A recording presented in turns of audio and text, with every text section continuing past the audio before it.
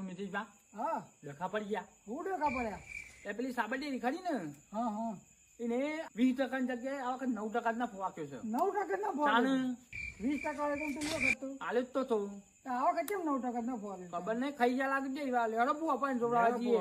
બેહો તા ના ના ચાલે યાર આ તો બધું હા. लेकिन एक सेकंड એ મારા હું સાબરડેની માતા આવી ગયા પૂછો લે યાર માતાજી યાર 20% જગ્યાએ 9% ના ફવાક્યો છે શું કરવાનું?